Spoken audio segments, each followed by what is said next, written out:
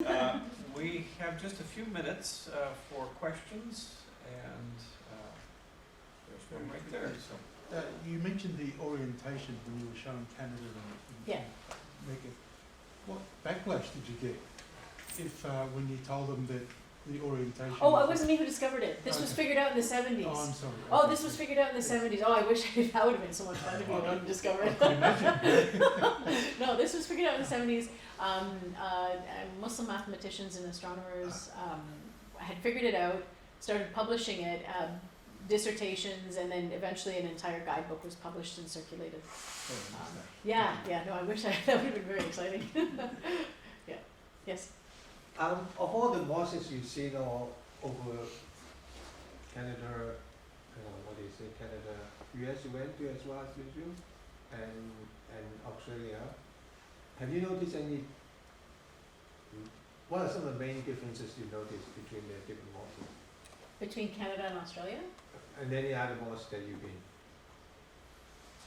Well, I would say the main difference I've found between mosques in the West, if that's what you're asking, and mosques in the historical Islamic Middle East, or where Islam is historical, I think the major difference, and this is what makes it really exciting for me to research, is architecturally it's starting to take on other programming, like the gym, like the kitchen, like multi-purpose. When you go to a mosque in Egypt or Turkey or in any of these historical Islamic locations, people go there to pray and that's it.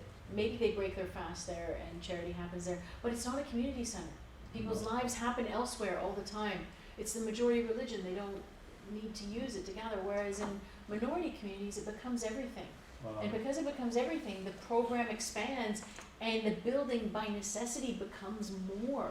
Okay. And what I find really exciting is when you design into it multi-activities, not just for the Muslim community but for beyond. That's when it starts to become really successful, where it becomes truly a community building, right? Literally there was one in Egypt behind the house I used to live in that would be locked except during prayer times. Oh. Like you couldn't even just go there to hang out or contemplate, right? And that's a longer political discussion I'm not going to get into. But anyway, I think that's, if I'm answering your question, if I'm understanding it right, to me that's the major big difference is program. Wow. I'm not a part of the scholarship that's exclusively obsessed with the way it looks on the outside. That's a part of the story. Wow. It's not the most important. There are so many mosques I visited that maybe don't look like much on the outside, but there's so much community inside. Wow. And I'd go and interview them and I'd photograph. They were like, but don't photograph us. There's a nicer one down the street or whatever. Or go to a Middle Eastern country. I'm like, no. I want to learn about how these places work. Yeah. Right? If we're going to move forward in design, we have to be critical. We have to kind of approach it critically. Right? Yeah. So anyway, Good. that's Thank you. yeah, my pleasure. Yeah. You talked briefly about the idea of sort of the human scale versus the building scale and how that's sort of been subverted or negated in mosque design. And I sort of started noticing the carpets. Did they start to become the idea of scaling through the carpet, scaling through the artwork for a surface? And did then occupants start to reorient their sense of the building through the carpet? Yeah. Is that, yeah? Yeah, that's it. And that was really, I didn't read that anywhere. That's just my research. Yeah. That's just my research. And I started investigating kind of when did this really start to happen? And the closest I can put my finger on it would be the 14th century, early and 15th century, early Mamluk Egypt. And then the Ottoman Empire started with the mass production of carpets. So it wasn't just carpets. So in the Middle East, you can buy carpets that are just your size. And you can literally roll them up and take them with you wherever you go and take them out to the mosque, right? So there's those. And then there's like the really nice big ones you spread out in your living room, right? But during the 14th, 15th century, it started to get produced, mass-produced, instead of an individual, but like a roll. And it would be drawn on it as if you had 20 or 30 individual ones all attached, right?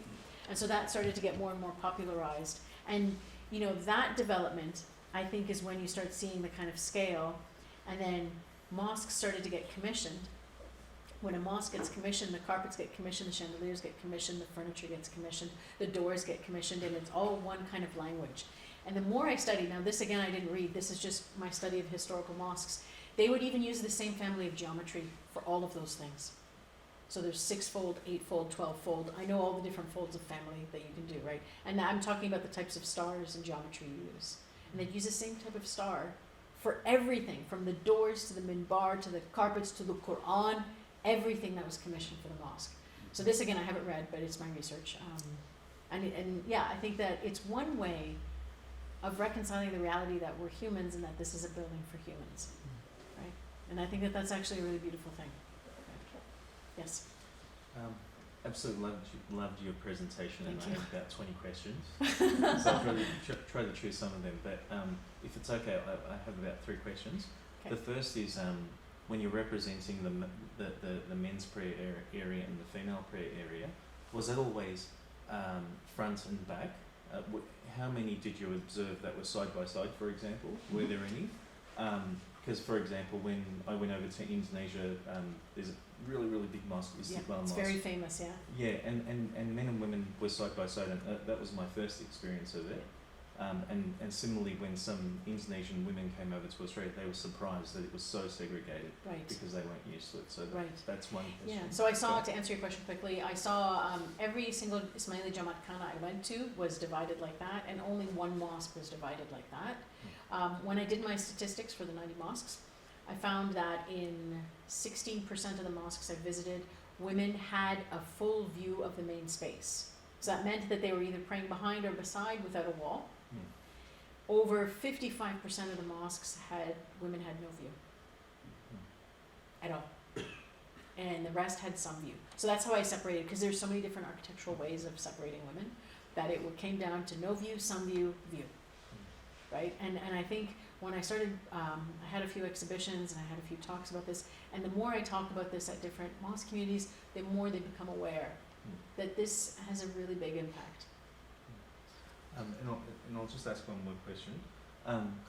It's rather an observation, but so my father served on a committee, and generally I find that in Australia, for example, a lot of the mosque committees that are due to be built are by the older generation or the seniors, and they have a particular idea of what a mosque should be, what it should look like, etc., etc.